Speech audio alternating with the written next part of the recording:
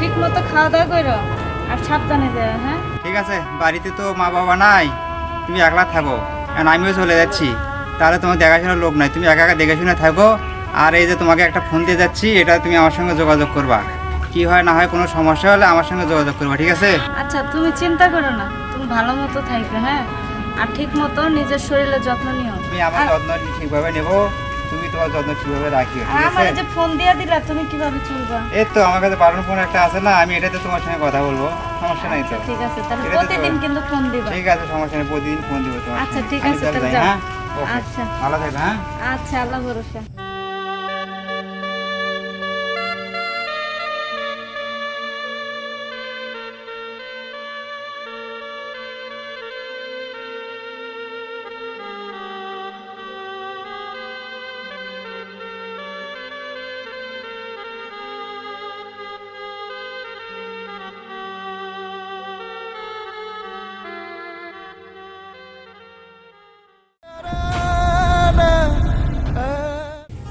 দেখেন, যখন তখন আমার বাড়ির পাশে এসে আমার রেখে না, এতে মানুষজন দেখলে কি বলবো বলেন?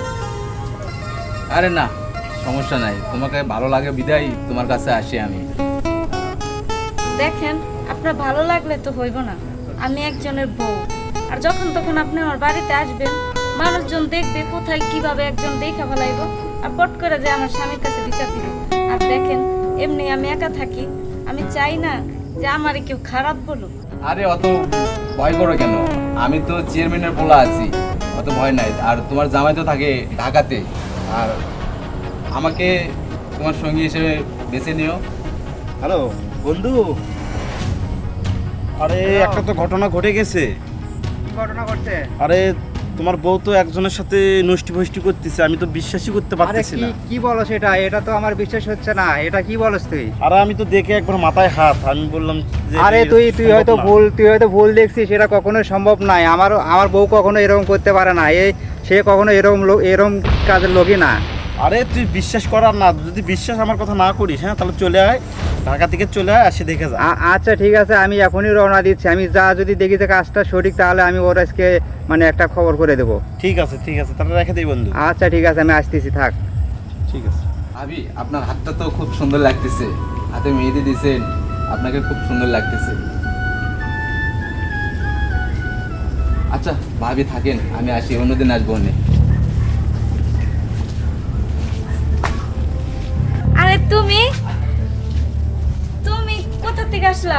আমি ঢাকা থেকে আসলাম। ও আসছো, ভালো কথা, চলো ঘরে যাই। ঘরে তো যাবো, আগে বলো ছেলেটা কে ছিল?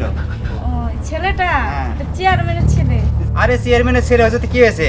তুমি ওর সঙ্গে হাত ধরে কথা বলতেছো হেসে হেসে, আর বলতেছো চেয়ারম্যানের ছেলে। ওর সঙ্গে কিসের সম্পর্ক তোমার? আরে না না, ওর সাথে আমার কোনো সম্পর্ক নেই।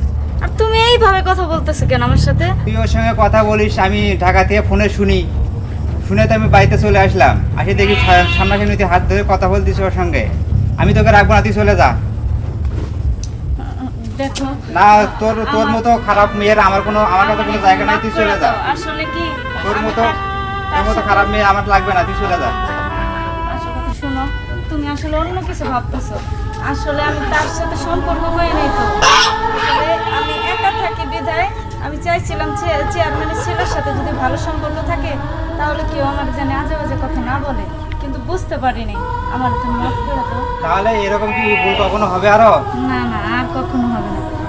এখন কি তুমি ঢাকায় চলে না, যাবে? আমি আর ঢাকা যাবো না, আমি বাড়িতে থাকবো। বাড়িতে প্রয়োজন হলে আমি রিক্সা চলে খাবো, তারপর ঢাকা যাবো না। আচ্ছা, তোমার এই কথা শুনে আমি খুব খুশি হয়েছি। ঠিক আছে, চলো। আর এরকম ভুল যেন কখনো না, এটা তো মাথায় রেখো, ঠিক আচ্ছা আছে? ঠিক আছে, আর হবে না, চলো। এবার আমাকে ক্ষমা করে দিলাম কিন্তু।